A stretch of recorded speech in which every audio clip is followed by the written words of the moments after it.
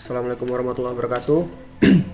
Nah, jadi kami di sini ingin melaporkan proyek akhir kami, yaitu sistem pengklasifikasian sampah menggunakan metode CNN atau Convolutional Neural Network. Nah, perkenalkan, nama saya Rizky Imanda dengan NIM 083. Kedua ada teman saya Muhammad Said Agung Noval Nasution dengan NIM 055.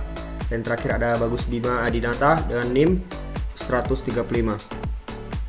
Nah, jadi latar belakang kami membuat sistem pengklasifikasian sampah ini, ya kita tahu bahwa Indonesia sudah terlalu banyak penduduk dan juga terlalu banyak sampah yang menumpuk, sehingga ada di beberapa daerah tuh banyak sampah yang tidak tahu lagi mau dibuang kemana.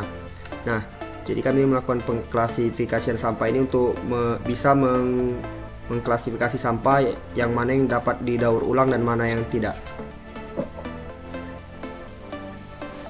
Untuk rumusan masalahnya, motivasi kami memilih alasan topik ini karena itu tadi, sistem pengklasifikasian sampah dapat melihat dari keadaan sekitar di mana sampah yang sudah semakin menumpuk tidak mampu untuk dikelola dengan baik. Nah, jadi makanya itu kami membuat sistem pengklasifikasian sampah menggunakan metode CNN. Nah, rumusan masalahnya, kami jadi akan membuat sistem pengklasifikasian sampah anorganik yang mana yang bisa dapat didaur ulang dan mana yang tidak. Nah, jadi ada 6 kategori sampah yang dapat didaur ulang, yaitu cardboard, metal, glass, plastik, paper, dan trash. Nah, untuk batasan masalahnya itu tadi, sistem kami cuma bisa mengklasifikasi sampah anorganik yang ada 6 tadi: cardboard, metal, glass, plastik, paper, dan trash. Selebihnya akan dibuat menjadi sampah yang tidak dapat daur ulang. Tanpa berlama-lama, mungkin langsung saja kita menuju ke codingan yang akan dijelaskan oleh teman saya. Baiklah, saya akan melanjutkan penjelasan dari Rizky Imanda. Jadi sebelum saya menjelaskan codingannya, jadi kami sudah mengumpulkan data yang kami cari di Kaggle. Jadi data yang kami dapat yaitu sebanyak 2527 file gambar. Jadi dari 2527 file gambar ini kami klasifikasikan menjadi dua file, yaitu test dan train. Jadi pembagian data itu 80% dan 20%. Dan di file train itu juga sudah diklasifikasi menjadi 6 data lagi, 6 file lagi. Bisa kita lihat ada cardboard, glass, metal, paper, plastik, dan trash. Oke. Jadi selanjutnya langsung saja. Jadi yang pertama itu kami memakai library OS matplotlib pyplot.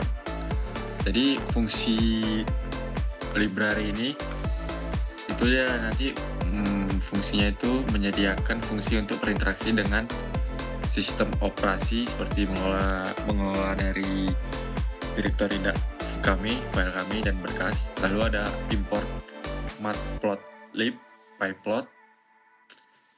Itu kami menggunakan library itu, ya fungsinya untuk memvisualisasikan seperti visualisasi grafik dan plot. Lalu dir example itu dia untuk membaca data yang sudah kami cari tadi. Jadi file kami itu kami buat jadi nama itu file data, dan sudah terbaca isinya ada test dan train. Lalu yang dir example ini selanjutnya ini untuk membaca lagi lebih detail lagi yang sudah kami klasifikasi menjadi 6 file. Lalu kita masuk ke visualizing image in dataset from each class. Codingannya ini bertujuan untuk membuat tata letak visual dari beberapa gambar yang terdapat dari data kami. Jadi kami itu menggunakan modul matplotlib tadi. Jadi untuk di Revit, lalu ada di Revit example ini fungsinya ini untuk memberi nama directory visualize. Jadi nanti output yang keluar ialah gambar yang dari directory kami, data kami yang sudah terdetek. Jadi dia menampilkan visual grafik yang seperti terlihat di bawah ini. Jadi dia sudah ada ukurannya dan artinya itu sudah terbaca. Selanjutnya, importing require library for model. Jadi di sini kami menggunakan kembali library, yaitu library TensorFlow keras. Jadi fungsi library TensorFlow ini mendefinisikan model beberapa fungsi yang memudahkan pembuatan, pelatihan, evaluasi model neural network. Selanjutnya, data konfigurasi ini untuk mengkonekkan data kami, yaitu data train. Lalu masuk ke data preparation and loading. Jadi di codingan ini dia kan itu menggunakan image data generator dan flow from directory dari TensorFlow untuk memuat dan mengubah data gambar dari directory kami. Jadi di situ train generator diambil dari directory train kami. Tertulis target size, itu target yang sudah diubah menjadi 300 dan batch size 32 dan kelas modelnya itu kami setting jadi sparse. Nanti dia outputnya keluar, dia mendeteksi 2168 image dari 6 kelas, dari labelnya 0, 1, 2, 3, 4, dan 5. Lalu masuk ke creating generator for testing set. Jadi codingannya ini bertujuan untuk mencetak dan menyimpan label kelas dari generator data test ke dalam sebuah file teks nantinya. Mungkin itu saja yang bisa saya jelaskan, akan dilanjutkan oleh teman saya. Baik, terima kasih. Kemudian saya akan melanjutkan penjelasan dari Saudara Bagus, di mana setelah kita melakukan preparation data tadi sampai kita melakukan pelabelan, nah maka kita akan membangun arsitektur modelnya. Jadi di sini kita membangun model untuk neural network-nya, di mana di sini kita memakai CNN, dan di sini kita memakai model sekuensial. Nah, jadi untuk model sekuensial ini dia itu yang mana dia modelnya itu dia berbaris, berbasis urutan lapisan gitu. Jadi dia satu lapisan diikuti oleh lapisan berikutnya gitu. Nah, kemudian kita melakukan konvolusional gitu. Jadi kita namanya juga CNN, jadi kita melakukan konvolusi di mana dia terdapat 3 blok di sini, konvolusi bloknya. Di mana pada blok pertama ini kita melakukan convolution layer dengan 32 filter, di mana dengan kernel size-nya yaitu 3x3 dengan padding yang sama, kemudian dengan input and shape yaitu ukurannya 300x300. Nah, dengan kita melakukan pengaktifasian ReLU. Nah, kemudian untuk max pooling layernya yaitu dengan pool size-nya yaitu 2, di mana di sini 2 itu artinya adalah 2x2. Nah, kemudian di blok kedua sama seperti sebelumnya, namun perbedaannya adalah di mana di sini kita menggunakan 64 filter. Begitu juga dengan blok ketiga, kembali lagi kita menggunakan yang blok dengan 32 filter. Nah, kemudian setelah itu maka kita akan melakukan ke klasifikasi layers, di mana nanti di sini ada suatu proses penting di mana habis CNN maka dia harus dibuat ke ANN gitu. Nah, di mana dia dalam mengubah itu maka harus dibuat ke matriks satu dimensi gitu. Jadi dia hanya satu angka. Nah, jadi kita tuh menggunakan flatten ini. Nah, kemudian di mana dense layer-nya itu ada 64 neuron gitu dengan fungsi aktivasi reload juga. Nah, kemudian kita menggunakan dropout. Jadi gunanya dropout ini agar kita tuh dapat mengurangi yang namanya itu overfitting gitu. Nah, kemudian kita melakukan model summary, di mana model summary ini ya menampilkan ringkasannya sehingga kita dapat melihatnya di bawah. Jadi intinya pada pemodelan ini, maka intinya model ini tuh terdiri dari lapisan konvolusi, di mana dia itu digunakan untuk mengekstraksi fitur-fitur pada gambar.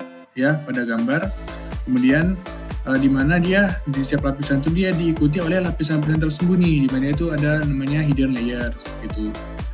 Nah, sehingga kita bisa melihat summary-nya di sini, yaitu model sekuensial dengan layer, output shape, dan panels-nya. Nah, kemudian di sini kemudian ada model compilation. Nah, jadi di mana kompilasi model ini dia itu agar model itu dia siap untuk dilatih gitu dengan penggunaan data dengan menggunakan data pelatihan, data train tadi yang dijelaskan di awal.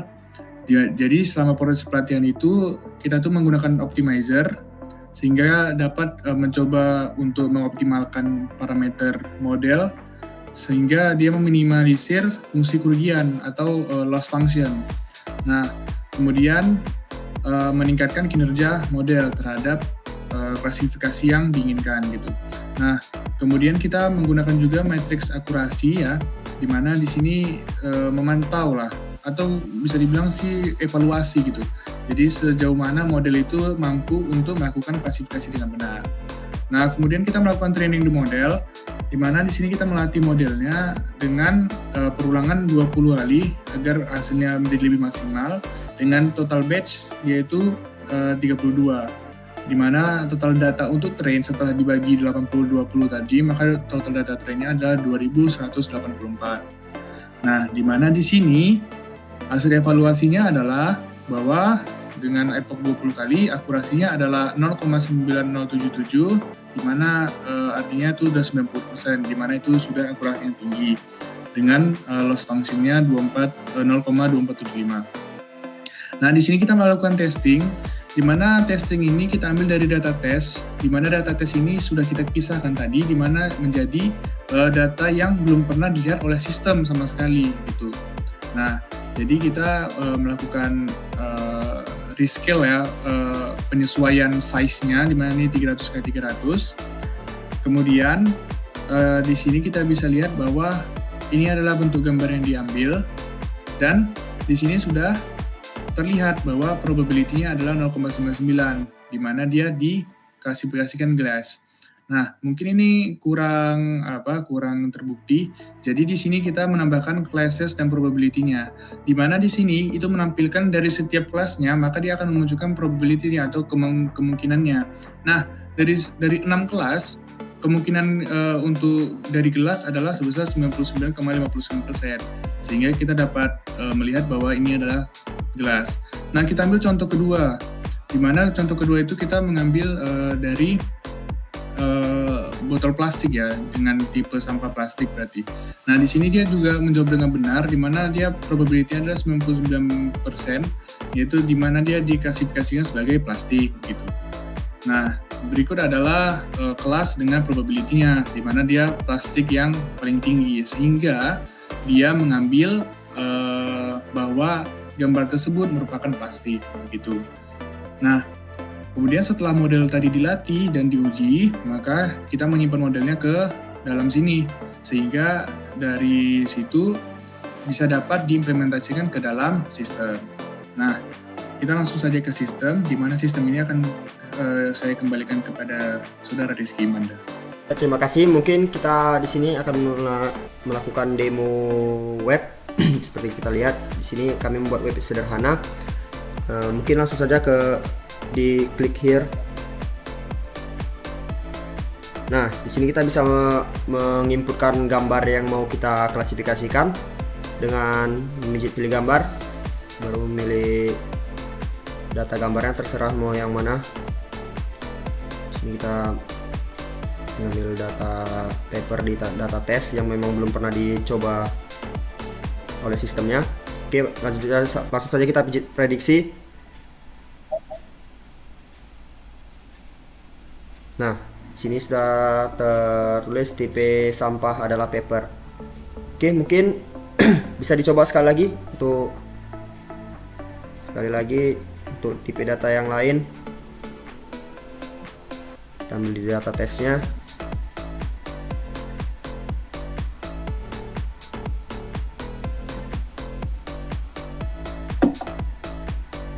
Nah, sini pun sudah diprediksi menjadi tipe sampah adalah tipe sampah cardboard. Oke, mungkin itu saja demo web dari saya, dan mungkin inilah akhir dari penjelasan video dari laporan project kami. Kurang lebih kami mohon maaf. Saya akhiri. Assalamualaikum warahmatullahi wabarakatuh.